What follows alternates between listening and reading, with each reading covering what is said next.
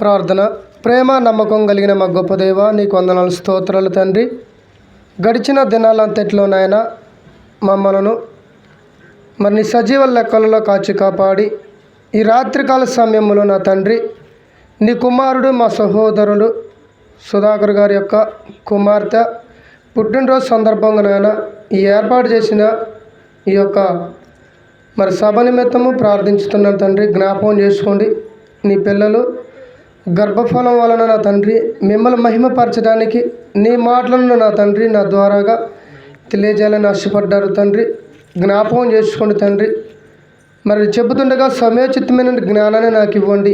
వింటున్న నీ పిల్లలకు వారి యొక్క మనోనేత్రాన్ని వెలిగించండి తండ్రి. ఇప్పటి వరకు మరి సహోదరులు జయరాజ్ గారు, పాస్టర్ గారు మరి చక్కని మాటలు తెలియజేశారు తండ్రి. ఆ కుమారుని కూడా జ్ఞాపకం చేసుకోండి నాయన. వాక్య భాగంలో వెళ్తుండగా మీరే తోడుగా ఉండి నడిపించమని ప్రభువైన యేసుక్రీస్తు నామములో ప్రార్థనకు సమర్పించుకున్నాం తండ్రి. ఆమేన్.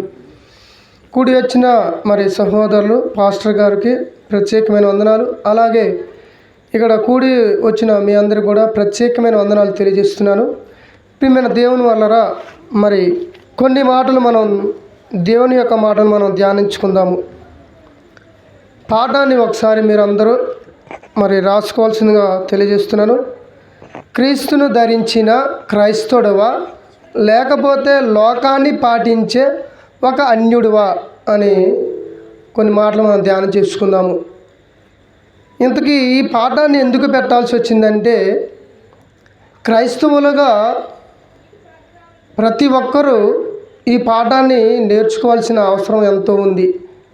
ఎందుకనంటే క్రైస్తవుడు అంటేనే క్రీస్తును ధరించిన వాడు, అంటే ఈ లోకంలో నుంచి ప్రత్యేకింపబడినవాడు. ఎలా ప్రత్యేకించబడిన వాడంటే ఒకసారి మనం గలతీలకు రాసిన పత్రిక ఒకసారి చూద్దామండి.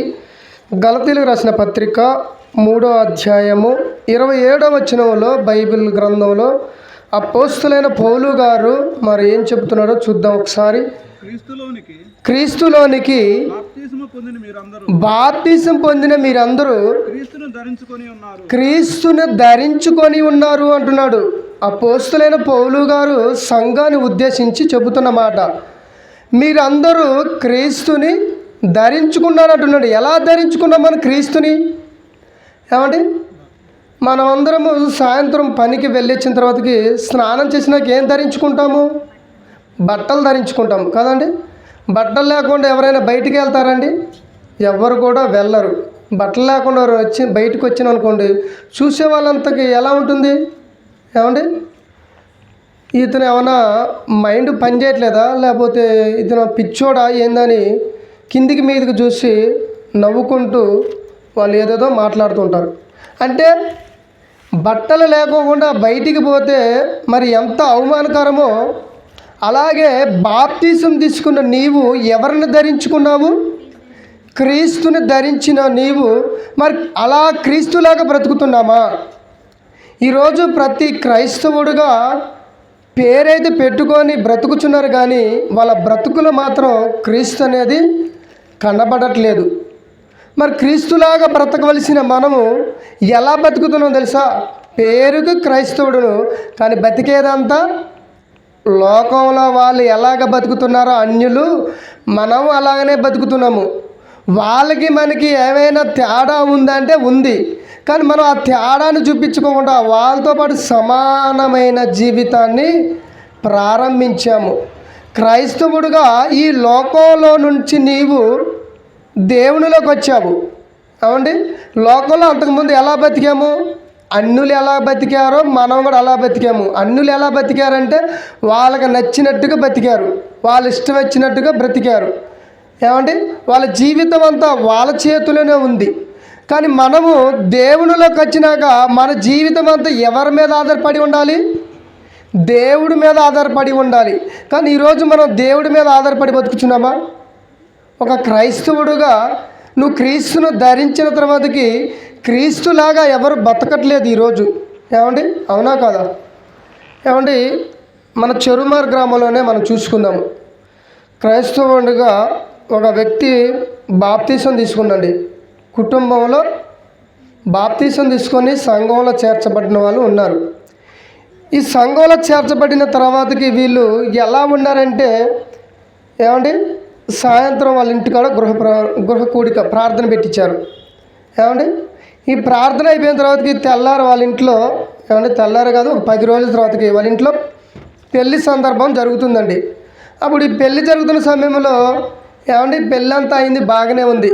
ఉదయం పెళ్ళిలో పాస్టర్ గారు మంచి దేవుని మాటలు చెప్పారు, బాగానే ఉంది.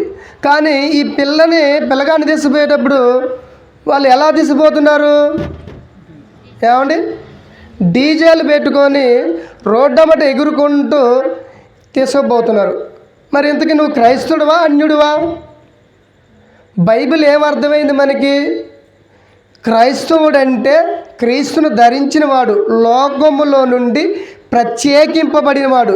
నిన్ను చూసిన వాళ్ళు క్రైస్తవుడు అనుకోవాలా, అన్యుడు అనుకోవాలా? ఏమండి, ఈరోజు మన జీవితాలు చూస్తే ప్రతి ఒక్కరికి క్రైస్తవులాగా కనపట్ల, సగం అటు సగం ఇటుగా కనబడుతున్నాము. మరి అలా ఉంటే దేవుడు ఊరుకుంటాడండి? చూడండి, ఒక మాటను చూద్దామండి, కొన్ని మాటలు మనం చూద్దాం. రోమిలికి రాసిన పత్రిక మనం అసలు ఎలా ఉండాలి? 12వ అధ్యాయం 2వ వచనం. రోమిలికి రాసిన పత్రిక 12వ అధ్యాయం 2వ వచనంలో చూడండి, అపోస్తలుడైన పౌలు గారు, మీరు లోక మర్యాదను అనుసరించమంటుండా వద్దంటుండా? ఈ లోక మర్యాదను అనుసరించవద్దు అంటే మనం ఏం చేస్తున్నాం? దానినే అనుసరించి చేస్తున్నాము. లోకంలో వాళ్ళు ఎలా బతికారో దేవుని నమ్మని వాళ్ళు మనం అలాగే బతికాము. లోకంలో దేవుని నమ్మని వాళ్ళు ఎలా జీవించుతున్నారో మనం అలానే జీవిస్తున్నాం. లోకంలో దేవుని నమ్మని వాడు ఏం చేస్తున్నాడో మనం అదే చేస్తున్నాం. సేమ్ టు సేమ్, మనకి వాళ్ళకి ఏమి తేడా లేకుండా మనం ఇలా బ్రతికితే మరి దేవుడు మనల్ని చూసి ఆనందపడాలా, బాధపడతాడా? బాధపడతాడు. అంటే మరి బాధపడే కార్యక్రమాలన్నీ చేసుకుంటూ మరి పైపెచ్చి నీ క్రైస్తవుడని చెప్పుకోవటం ఎందుకు? అలా చెప్పుకోవటం కూడా దేవునికి అవమానకరమే. ఏమంటున్నాడు?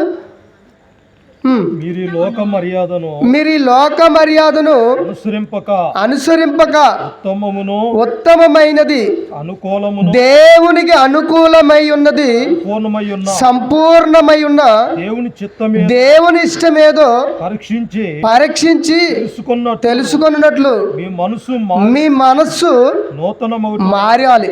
ఏమండి, బాప్తీసం తీసుకున్నావా అంటే నీ జీవితం ఏమైపోయింది? మారిపోయింది.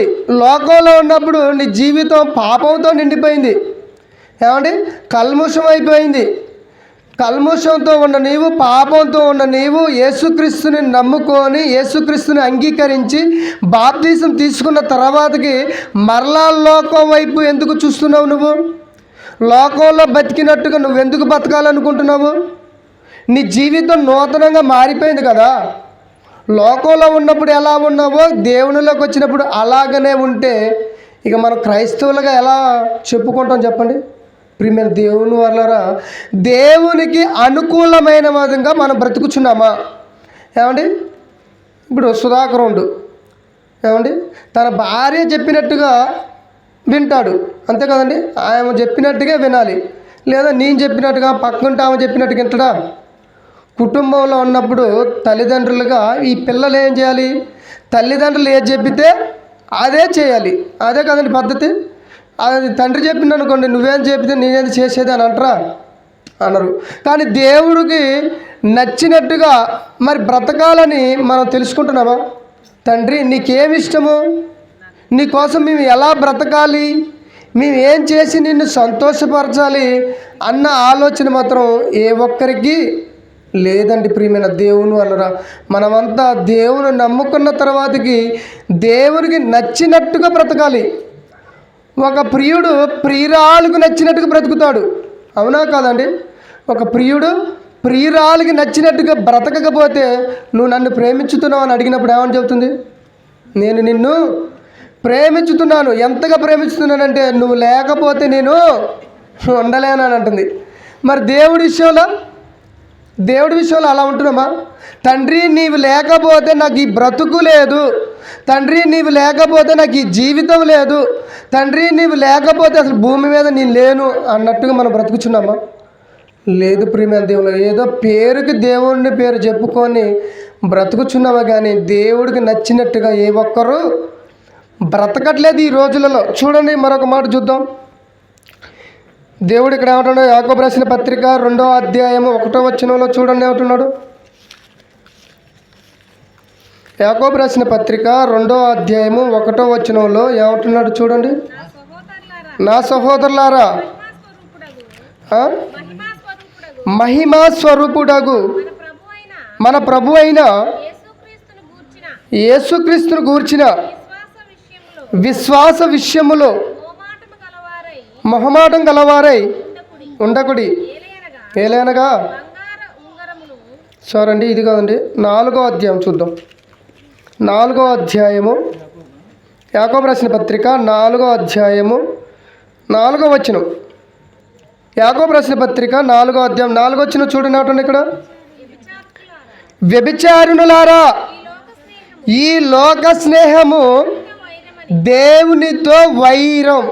ఏమండి? దేవునితో ఏంటంట? వైరం పెట్టుకున్నట్టు. వైరం అంటే పక్కింటి ఆమెతో నీకేమొస్తుంది? గొడవ వస్తుంది. ఎందుకు వస్తుంది?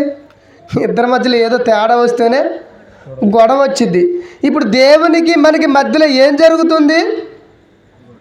వైరం. అంటే నువ్వు దేనికి వైరం పెట్టుకుంటున్నావు? మనిషితో వైరం పెట్టుకో, పర్వాలేదు. నీ భార్యతో వైరం పెట్టుకో, పర్వాలేదు. నీ కొడుకుతో వైరం పెట్టుకో, పర్వాలేదు. కానీ ఎవరితో వైర్యాన్ని పెట్టుకుంటున్నావు నువ్వు? సాక్షాత్తు దేవునితో వైర్యం పెట్టుకుంటే భూమి మీద మనం బ్రతకగలుగుతామండి. ఏమంటున్నాడు అక్కడ? వ్యభిచారునులారా అంటున్నాడు. ఇంతకీ మనం ఏం చేసామంట? వ్యభిచారం చేసినాం అండి మనం. కానీ దేవుడు ఏమంటుండు? వ్యభిచారులారా అంటున్నాడు. ఏమండి? ఒక తప్పు చేసిన స్త్రీని చూసి మనం ఏమంటాం? పెద్ద వ్యభిచారండి అంటాం. అతను ఒక పెద్ద వ్యభిచారండి అంటాం కదండి. కానీ దేవుడు మనల్ని ఏమంటున్నాడంటే, ఈ లోకంతో స్నేహం చేసే నిన్నేమంటున్నాడంటే, ఒరే వ్యభిచారులారా అంటూ ఏమంటున్నాడు? ఈ లోక స్నేహము దేవునితో వైర్యమని మీరు ఎరగరా? కాబట్టి ఎవడు ఈ లోకముతో స్నేహం చేయగోరేనో వాడు దేవునికి శత్రువు అవుతాడంట. చూసారండి ప్రియమైన దేవుని వల్ల మనమే అనుకున్నామంటే మన పక్కింటిని చూసో ఎదురింటిని చూసో శత్రువు అనుకుంటున్నాం. కానీ ఎవరితో శత్రుత్వం అవుతున్నావు తెలుసా? సాక్షాత్తు దేవునితో శత్రువుడిగా మారిపోతున్నావు. మనకి పక్కనున్నాడు ఏదైనా కీడు చేస్తే మనం ఊకుంటామా? వాడిని ఎలాగైనా రేపు ఎలాగైనా ఏదో ఒకటి చేయాలి, వాడిని ఎలాగైనా చంపేయాలి, వాడిని ఎలాగైనా భూమి నుంచి లేకుండా చేయాలని ఎంతమంది వైరం పెట్టుకొని గొడవలు పెట్టుకొని చంపేస్తున్నారండి. అవునా కాదా? అంటే ఇప్పుడు మేము దేవుని వల్ల ఒక మనిషికి మధ్యలో వైరం నడిస్తే ఆ మనిషి తట్టుకోలేవాడు, ఓర్చుకోలేవాడు. అలాంటిది దేవునితో మనం వైర్యం పెట్టుకుంటే మరి దేవుడు మాత్రం చూసుకుంటూ సహించుతాడండి? సహించడు. ఏం చేసిండు? ఒకప్పుడు నోవా గారి కాలంలో ఏం చేసిండు దేవుడు? వాళ్ళ జీవితాలు ఎలా ఉన్నాయంట ఒకసారి చూద్దాం. ఆది కాండము ఏమండి? మొట్టమొదట ఆది కాలంలోనే దేవుడు మనుషులు చేస్తున్న ఆ పాపాన్ని చూసి దేవుడు ఓర్చుకోలేనప్పుడు ఇప్పుడు మనల్ని చూసి దేవుడు ఆయన ఓర్చుకుంటాడా? ఒకసారి చూడండి. ఆది కాండం 6వ అధ్యాయము 6వ వచనం. ఆది కాండము 6వ అధ్యాయము 6వ వచనము. తాను భూమి మీద నరులను చేసినందుకు యెహోవా సంతాపం, అంటే దేవుడు సంతాపము నంది తన హృదయములో నొచ్చుకున్నాను. ఏమండి? మనం సంతాప సభని ఎప్పుడు పెట్టుకుంటామండి? ఒక మనిషి చచ్చిపోయే రోజే సంతాప సభ పెట్టుకుంటాం, అంతే కదండి. ఉత్తప్పుడు ఏం పెట్టుకోరు కదా సంతాప సభ అని. పెళ్లి రోజు మరి మనం పెళ్లి కార్డులు కొట్టించి ఇచ్చి ఇక్కడ పెళ్లి జరుగుతుంది ఎక్కడ అని వచ్చినప్పుడు ఇక్కడ పెళ్లికి బదులు సంతాప సభ అని పెడితే ఎలా ఉంటుంది? చూసాడికి ఎలా ఉంటుందండి? కానీ దేవుడికి నరులను చూసినప్పుడు సంతాపం కలుగుతుంది. సంతాపం అంటే బాధ కలుగుతుంది. ఎందుకయ్యా బాధ? మనుషులను చూసినప్పుడు ఎందుకయ్యా నీకు ఈ దుఃఖం అంటే, వాళ్ళు నాకు నచ్చినట్టుగా బ్రతకట్లేదు, వాళ్ళు నేను చెప్పిన మార్గంలో నడుచుకోవట్లేదు అనే బాధ అండి. చూడండి ఏమంటుండే, ఇంకేమంటున్నాడు నెక్స్ట్. అప్పుడు యెహోవా నేను సృజించిన నరులతో కూడా జంతువులను పక్షులను, ఆకాశ పక్షులు ఆకాశ పక్షులను మీద నుండు భూమి మీద ఉండకోకుండా ఎదులు తుడిచివేస్తానంటున్నాడు. అంటే తీసివేయాలనుకుంటున్నాడు. ఎప్పుడు ఇది? నోవాహు గారి కాలంలో. మరి ఇప్పుడు లేదనుకుంటున్నారు అలా? ఇప్పుడు కూడా ఉందండి. మొన్న రీసెంట్గా ఒక 3 సంవత్సరాల కిందట దేశం మొత్తం మీద ఏం నడిచింది? కరోనా నడిచింది. అవునా కాదా? అంటే కరోనాతో ఎంతమంది పోయి ఉంటారు? కనీసం 1 కోటి మంది అయినా భూమి మీద నుంచి వెళ్ళిపోయారు. అంటే అప్పుడు నుంచి కూడా ఇప్పటి వరకు కూడా దేవుడు ఏం చేస్తున్నాడు? మనుషులని లేపుకుంటూ పోతూనే ఉన్నాడు. మరి మనకి ఏమైనా అర్థమవుతుందా? ఏం అర్థం కావట్లే. ఎన్ని దేవుడి మాటలు విన్నా కానీ ఏమండి, చావు నా దగ్గరికి వస్తుందా, నా దగ్గరకు వస్తే వచ్చినప్పుడు సంగతులే అని ఇలా మనం ఏం చేస్తున్నామంటే ధీమాగా ఉన్నాం. అంటే చావు ప్రతి మనిషి దగ్గరికి రాదనుకుంటున్నారా? అది ఏ రూపంలో వస్తుందో మనకేమైనా తెలుసా? ఎవరికి తెలియదండి. మరణం అనేది సంభవించడం మనకి తెలియనప్పుడు మనం ఎందుకు దేవుని గురించి ఆలోచించలేకపోతున్నాం? ఈ క్షణంలో మనం మరణించినాం అనుకోండి, మన పరిస్థితి ఏంటి చెప్పండి? ఎటు వెళ్ళిపోతాం మనం? మన జీవితంలో మరణ దినం అనేది ఒకటి ఉంది. ప్రతి మనిషి ఈ భూమికి బాకీ అండి. ఈ భూమిని ఏదో ఒక రోజు మనిషి విడిచి వెళ్ళిపోవాలి. మరి వెళ్ళిపోతున్న నువ్వు ఎటు పోవాలనుకుంటున్నావు? దేవుడున్న లోకాన్ని వెళ్ళాలనుకుంటున్నావా, లేకపోతే దేవుడు వేసే శిక్ష పాతాళం వెళ్ళాలనుకుంటున్నావా? దేవుడున్న లోకానికి వెళ్ళాలంటే మరి దేవునికి నచ్చినట్టు బ్రతకాలి కదా. ఏమండి, ఒక భార్య భర్త ఇద్దరు వివాహం చేసుకున్నప్పుడు భర్త భార్యకి నచ్చినట్టుగా బ్రతకాలి, భార్య భర్తకు నచ్చినట్టుగా బ్రతకాలి. పెళ్లి చేసుకున్న తర్వాతకి ఏమండి, భర్త భార్యకి వాళ్ళిద్దరికి ఏమండి, స్త్రీ పురుషుడికి పెళ్ళైందండి, వివాహం జరిగింది. జరిగిన తర్వాతకి ఈ భార్య అంటుంది ఇక టాటా చెప్పి ఇంటికి పోయింది అనుకోండి, అప్పుడు ఎలా ఉంటుంది పరిస్థితి? పెళ్ళి ఎందుకు చేసుకుంది? ఏమండి, తాళి ఎందుకు కట్టించుకుంది? భర్తతో కాపురం చేయడానికి, అంతే కదండి. కాపురం చేయడానికే కదా వాళ్ళిద్దరం జత కలిపింది. నేను నీతో కాపురం చేయను, పెళ్ళి అయితే చేసుకున్నా కానీ మరి మా ఇంటికాంటే నా జీవితం అంతా గడుపుతానంటే ఎలా ఉంటుంది? ఇప్పుడు పరిస్థితి అలా ఉంది. నువ్వు దేవుని నమ్ముకున్నావు, బాప్తిసం పొందుకున్నావంటే ఏమండి, నువ్వు దేవునికి సమర్పించుకున్నావు. నీవు ఒక భార్యగా దేవునికి నిన్ను సమర్పించుకున్నావు. మరి సమర్పించుకున్న నీవు దేవుడికి నచ్చినట్టుగా బ్రతుకుచున్నామా?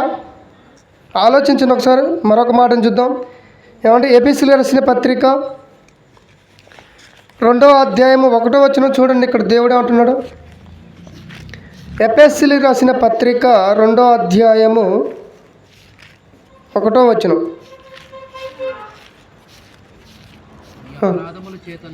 మీ అపరాధముల చేతను పాపముల చేతను చూసారండి. మనం ఎలా ఉన్నామంటాం? లోకంలో ఉన్నప్పుడు అపరాధములతోనూ పాపములతోనూ మనం చచ్చిపోయినామంట. కానీ మనం ఏమనుకుంటున్నామంటే మేము బతికే ఉన్నామని అనుకుంటున్నాం. కానీ దేవుడి దృష్టిలో నువ్వు ఎప్పుడో చచ్చిపోయావు. మీరు వాటిని చేయొచ్చు. వేటిని చేస్తున్నారు? చదువు. వాయుమండల సంబంధమైన అధిపతిని అనగా అవిధేయులైన వారిని ఇప్పుడు ప్రేరేపించే శక్తిని అధిపతిని అనుసరించి ఈ ప్రపంచం యొక్క ధర్మము చొప్పున మునుపు అంటే దేవునిలోకి రాకముందు ఈ ప్రపంచం ఎలా బ్రతికిందంటే దేవుడు అంటే ఏంటో తెలియదు, బైబిల్ అంటే ఏంటో తెలియదు, యేసుక్రీస్తు ఎందుకు వచ్చాడో తెలియదు, యేసుక్రీస్తు ఈ భూమి మీద ఏం చేశాడో కూడా సరిగా తెలియదు. అంటే లోకంలో మనం ఎలా బ్రతికామో మనందరికీ తెలుసు. ఆ లోకంలో నుంచి ప్రత్యేకింపబడిన మనము మళ్ళా లోకంలో ఉన్నట్టుగానే బతుకుతున్నాము. అదే చెబుతున్నాడు ఇక్కడ. ఏమంటున్నాడు? మునుపు మనం ఎలా ఉన్నామంట? చదువు 3వ వచనం. 2వ అధ్యాయం 3వ వచనం. వారితో కలిసి మనమందరము శరీరం యొక్కయు మనస్సు యొక్కయు కోరికలను నెరవేర్చుకుంటున్నాం. ఈ శరీరం ఏది చెబితే దానినే మనం నెరవేర్చడానికి ఇంట్రెస్ట్ చూపిస్తున్నాం. ఈ మనసు ఏది చెబితే దాన్నే చేయడానికి ఇష్టపడుతున్నాం. కానీ దేవుడు చెప్పిన మాటలను చేయడానికి ఇష్టపడుతున్నామండి ఈరోజు. మనసు ఏది చెబితే ఈరోజు ఇక్కడ ప్రార్థన ఉందనుకోండి, దేవుని మాటలు వినపడుతున్నాయి. అందరూ క్రైస్తవులే, ఇక్కడ ఉన్న వాళ్ళంతా క్రైస్తవులే. మరి దేవుని మాటలు వినపడుతున్నాయి కదా, మనం వెళ్దాం పలా అంటే మనసు ఏముంటుంది? వద్దొద్దు, నువ్వు అక్కడికి వెళ్ళొద్దు, అది వాళ్ళదే మందే అంటే ఏముంటుంది? మనసు ఏమని చెబుతుంది? దేవుని సన్నిధానికి వద్దు అంటుంది. ఇది దేవుని సన్నిధే కదండి, మరి ఇక్కడికి రావచ్చు కదా, దేవుని మాటలు వినొచ్చు కదా. కానీ మనసు ఏమని చెబుతుంది? వద్దు అని చెబుతుంది. అంటే మనసు ఏది చెబితే అదే చేయాలనుకుంటున్నాం మనము. ఏమండి, మన మనసులో ఏది ఉందో అదే నెరవేర్చాలనుకుంటున్నాం. కానీ దేవుని మనసులో ఏముందో ఒక్కసారైనా దేవుని మనసులోనికి తొంగి అలా చూసి దేవుడికి నచ్చినట్టుగా బ్రతుకుదామని ఎవరైనా ఆలోచిస్తున్నారా? దేవుని మనసులో ఏముంది ఒకసారి చూడండి. మత్తయి సువార్త 7:21 యేసు ప్రభువారు చెబుతున్నారండి. మత్తయి సువార్త 7:21 ముగిస్తానండి. మత్తయి సువార్త 7:21 ఏం చెబుతున్నాడు? ప్రభువా ప్రభువా అని నన్ను పిలుచు ఏమండి అంటున్నాడు? ప్రభువా నన్ను పిలుచుట ప్రతివాడు ఎందుకు అంటున్నాడు? ప్రభువా నన్ను పిలుచుట ఎందుకు? నన్ను పిలిచి ప్రతివాడును పరలోక రాజ్యములో ప్రవేశింపడు. మరి పరలోక రాజ్యం వెళ్ళాలంటే ప్రభువా అని పిలిస్తే పరలోకం పోతావా? పోము. ఆయన ఇంటికి వచ్చి భార్యని భోజనం పెట్టు అంటే ఆవిడ పెడుతున్నది కనుక పెట్టేది ఎప్పుడు? మరి ఏమైనా పెట్టు అంటుందా? పెడతాను ఇంక పెట్టేది ఎప్పుడు? ఆయన తినేది ఎప్పుడు? ఏమండి, ఈరోజు క్రైస్తవులుగా మనం అదే నడుస్తుంది. ప్రభువా అని మనం పిలుస్తున్నాము. కానీ పరలోకమందున్న నా తండ్రి చిత్త ప్రకారము ఎవరూ చేయట్లేదు. ఏమండి, తండ్రికి ఒక ఇష్టం ఉందంట. ఆ ఇష్టాన్ని క్రైస్తవులుగా మనము చేస్తున్నామా? ఈరోజు ఎవరో చేయట్లేదు. ప్రియమైన దేవుని వలన మరి దేవుని ఇష్టాన్ని మనం భూమి మీద జరిగించకపోతే మనం ఎలా పరలోకం పోతాం? ఏమండి, ఒకప్పుడు ఇశ్రాయేలులు దేవునికి నచ్చినట్టుగా బ్రతకలేదండి. కానీ వాళ్ళని ఏం చేసిన దేవుడు చూడండి. ఒకసారి ఈ మాట చూపిస్తాను మీకు. ఏమండి, కొరింథీయులకు రాసిన మొదటి పత్రిక 10:5 చూడండి. దేవుడు ఏర్పాటు చేసుకున్న ఇశ్రాయేలులనే దేవుడు వదిలిపెట్టలేదు ఒకప్పుడు. చూడండి, వారి విషయంలో కూడా ఏం చేసింది ఇక్కడ. కొరింథీయులకు రాసిన మొదటి పత్రిక 10:5 5 అయితే వారిలో ఎక్కువ మంది దేవునికి ఇష్టలుగా ఉండకపోయిరి, అరణ్యములో సంహరింపబడి అంటే చంపేసిండు. ఏమంటే ఇశ్రాయేలులు ఎవరు? అబ్రహాము యొక్క పిల్లలు. ఈ అబ్రహాముని దేవుడు ఏర్పాటు చేసుకుండు. ఆ అబ్రహాం ద్వారాగా ఇసాకు ద్వారాగా యాకోబు ద్వారాగా 12 మంది గోత్రాలు. ఆ 12 మంది ద్వారా వచ్చిన వాళ్ళే ఇశ్రాయేలులు. ఏమంటే అబ్రహాము గారిని ఏర్పాటు చేసుకున్న దేవుడు ఆయన ద్వారా సంతానాన్ని అనుగ్రహించిండు, వాగ్దానం చేసిండు. వాళ్ళనే ఇడిచిపెట్టలేదంటే ఈరోజు మనల్ని ఏమైనా ఇడిచిపెడతాడా? వారిలో ఎక్కువ మంది దేవునికి ఇష్టలుగా బ్రతకలేదు. మరి ఈరోజు మనం కూడా దేవునికి ఇష్టలుగా బ్రతుకుతున్నామా? లేదండి. మన ఇష్టం వచ్చినట్టుగా మనం బ్రతుకుతున్నాము. మనకి ఇష్టమైతే ప్రార్థనకు వస్తాం, మనకి ఇష్టమైతేనే పాటలు పాడతాం, మనకి ఇష్టమైతేనే వాక్యం వింటాం. మనకి ఇష్టం లేకపోతే మనకి ఇష్టమైందనుకోండి, అక్కడ టీవీ నడుతుంది అనుకోండి, మంచి సీరియల్ ఉందనుకోండి, సీరియల్ చూసే వాళ్ళు చాలామంది ఉన్నారు కదండి. మనకి ఇష్టమైతే అక్కడికి వెళ్ళి ఏం చేస్తామంటే సీరియల్ ముందు మంచి కూర్చొని శ్రద్ధగా వింటూ ఉంటాం. విన్న తర్వాతకి ఏం చేద్దాం? దాన్ని అక్కడితో మర్చిపోతారండి. సీరియల్ మీద ఉన్న ఇంట్రెస్ట్ దేవుడి మీద ఉండదండి. అక్కడికి వెళ్ళి పోసుకొచ్చినట్టుగా పక్క మిట్ట ఉన్న వదిన మరి రాలేదనుకోండి, సీరియల్ చూడడానికి ఆ రోజు రాలేదనుకోండి, వదినమ్మ మరి రాత్రి నేను సీరియల్ చూడడానికి రాలేదు, ఏం జరిగిందని అడిగింది అనుకోండి, ఏం చెప్తుంది? పోసుకొచ్చినట్టుగా అట్లా వదినమ్మా, ఎట్లా వదినమ్మా, వాడు ఆమెను చంపిండు వదినమ్మా, అదమ్మా ఇదమ్మా అని చెప్పిద్ది. అదే దేవుని గురించి అయితే, వదినమ్మ నేను రాత్రి దేవుని సన్నిధానికి రాలేకపోయాను, మరి అయ్యగారు ఏం చెప్పిండు ఒకసారి చెప్పమ్మా అని ఏముంటుంది? ఏదో చెప్పిండు. ఏం చెప్పిండు? ఏదో చెప్పిండు, నాకేం తెలుసు అంటే ఈరోజు ఎలా మారిపోయారు? సీరియల్ అయితే గుర్తుంటుంది కానీ దేవుని వాక్యము గుర్తుంటుందా అండి? గుర్తుపెట్టుకోము.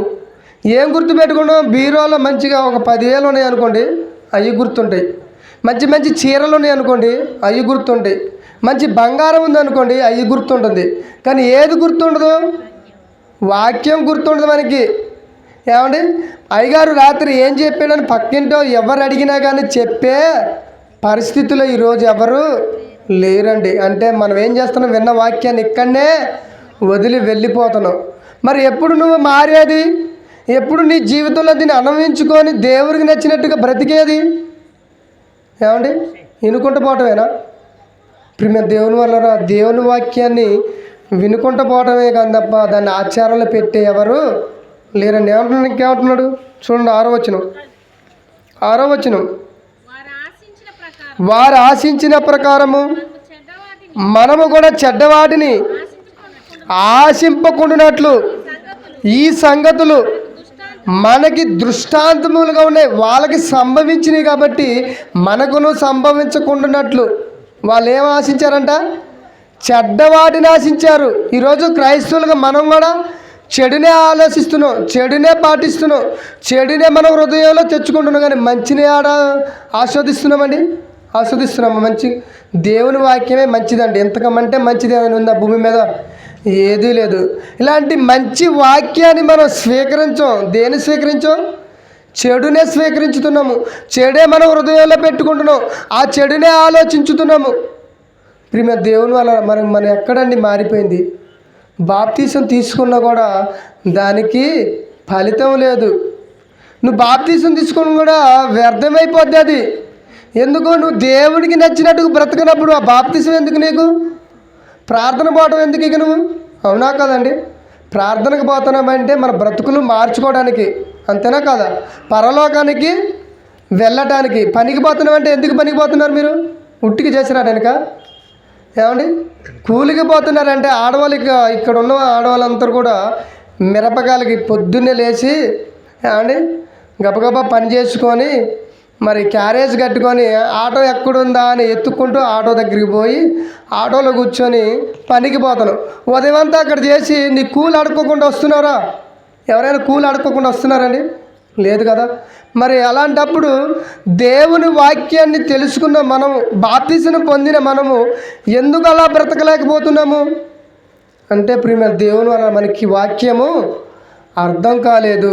ఇంతవరకు అర్థమయ్యే విధంగా ఎవరు కూడా బోధించట్లేదు. కాబట్టి ప్రియమైన దేవుని వలన దేవుని వాక్యాన్ని నేర్చుకుంటున్న మనము ఆ వాక్య ప్రకారంగా బ్రతకాలి. అది దేవునికి ఇష్టము. ఈరోజు ప్రతి మనిషి దేవునిలోకి వచ్చిన తర్వాతకి, క్రీస్తును ధరించుకున్న తర్వాతకి క్రీస్తులాగా బ్రతకవలసిందే. మనము ఒక అన్యుడిలాగా బ్రతుకుతున్నాము, ఒక అన్యుడి ఆలోచనలాగా బ్రతుకుతున్నాము. మరి అన్యుడికి క్రైస్తవుడికి ఏమైనా తేడా ఉందా? ఏమండి, అలా బ్రతికితే ఏం తేడా ఉండదు. కాబట్టి ప్రియమైన దేవుని వలన మనం లోకంలో నుంచి ప్రత్యేకింపబడ్డాము. కాబట్టి మనం దేవునిలో ఎలా బ్రతకాలి? ప్రత్యేకంగానే బ్రతకాలి. మన జీవితాన్ని చూసినప్పుడు వీడు క్రైస్తవుడా అన్యుడా అన్నట్టుగా ఉండకూడదు. క్రైస్తవుడేనండి, దేవుని కోసం తన ప్రాణాన్ని ఇస్తాడండి. ఎక్కడ ప్రార్థన ఉన్నా కానీ వెళ్ళిపోతాడండి, పాటలు పాడతాడండి, దేవుని వాక్యాన్ని బాగా నేర్చుకుంటాడండి అనే పేరు మనకి రావాలి. అప్పుడే దేవుడు సంతోషపడతాడు. ఏమండి, చివరి వచనం చూసుకొని ముగించుకుందాం. రోమిలికి రాసిన పత్రిక 1వ అధ్యాయం 7వ వచనం చూడండిగా. చివరి వచనంతో మనం ముగించుకుందాం. రోమిలికి రాసిన పత్రిక 1వ అధ్యాయము 7వ వచనం చూడండి. ఇక్కడ ఏమంటుందో చివరి లైను, చివరి వచనం చూడాలి. ఏమండి, మీరు వారిలో ఉన్నవారై, అక్కడ నుంచి చదవండి.